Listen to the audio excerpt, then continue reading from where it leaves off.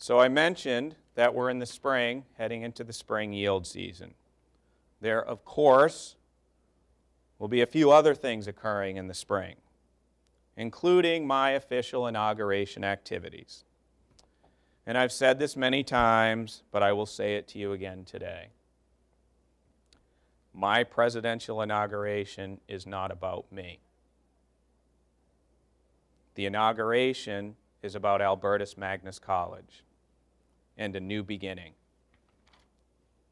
I will always stand on the shoulders of Dr. Julia McNamara. Her 34-year legacy of presidential leadership is profound.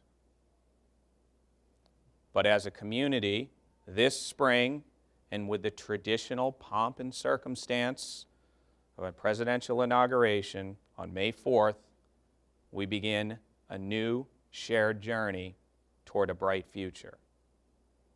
The Presidential Transition Committee, under the leadership of Associate Professor Sarah Wallman and Vice President for Student Services Andrew Foster, along with the Inauguration Committee co-chairs, Sister Ann Kilbride, who, as you know, serves as Special Assistant for Mission, Carolyn Bean Krause, our Vice President for Development, and Andrea Kovacs, our Vice President for Marketing and Communications.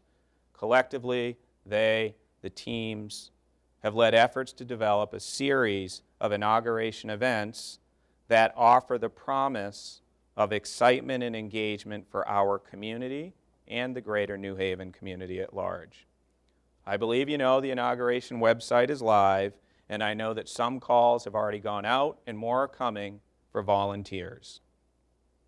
I realize that the inauguration events add to the workload and our commitment beyond what is already asked in a normal spring.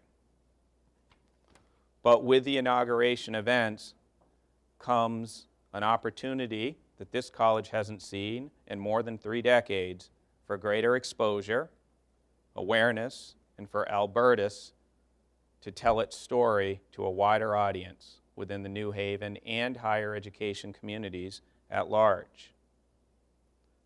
Yes, I am excited and honored to be officially installed.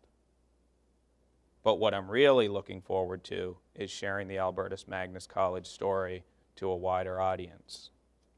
One inauguration event in particular I want to call to your attention. We will conclude the inauguration week events on Saturday, May 5th with a day of service.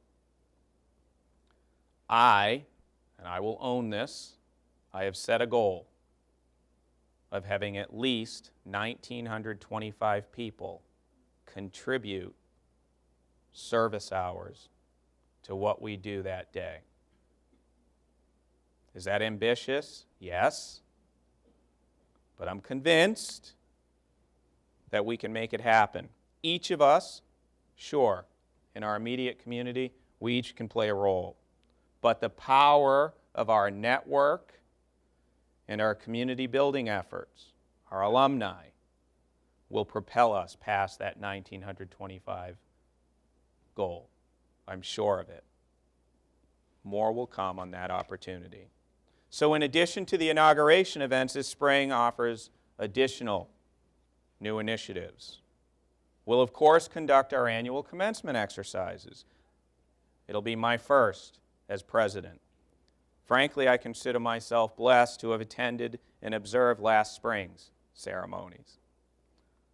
I was moved, I have to tell you, I was moved by the visible expressions of accomplishment on the part of our students and their families. Commencement represents the culmination of our students' dreams of graduation and, frankly, the fruits of your labors and efforts.